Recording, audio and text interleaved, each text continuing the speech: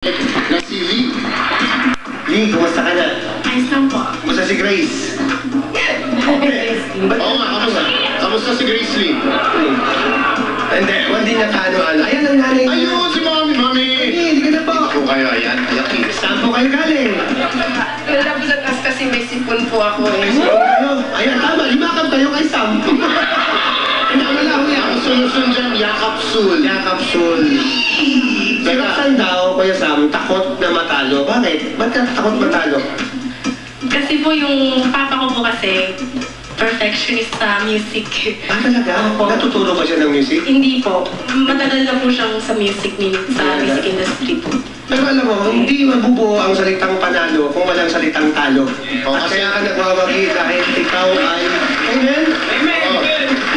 Kaya ang pinakamagaling, the best of the best, no, dumadaan sa mga pagkatalian. Pero ngayon po, naglakas loob po ako sumali. Yan, bago na buo ang bumbilya, Oo. ang daming sumabog na bumbilya muna bago yan umilaw. Boom ano? Bumbilya? Ah, bumbilya. Ibang boom narinig ko eh. Ano ka ba? Ano narinig mo? Okay. Kailan ma-birthday mo? Roxanne. October 18. October pa, pero maghanda ka na? Ay, sino papakilala? Si Mami o si Daddy? Si Ate. Si Lee na lang. Si Lee, o Lee. Ikaw na. Itodo mo ha, para mapabili po silang lahat, okay? Magpapalit tayo ng ate ko, kaya go ate, this is your moment!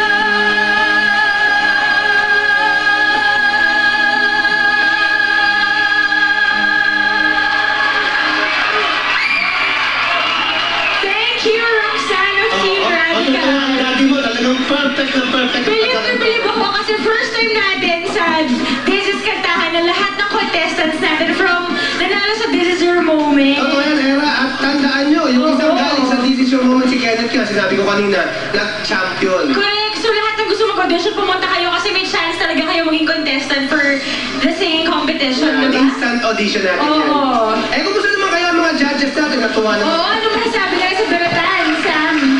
Ayun. Alam mo, ang pangarap ko, no, sana isang araw si Era Madrigal ay bumirit din para sa atin. Wait, not game ako dyan. Come on. Kasi Walang yan. na-address ka na rin naman, di ba?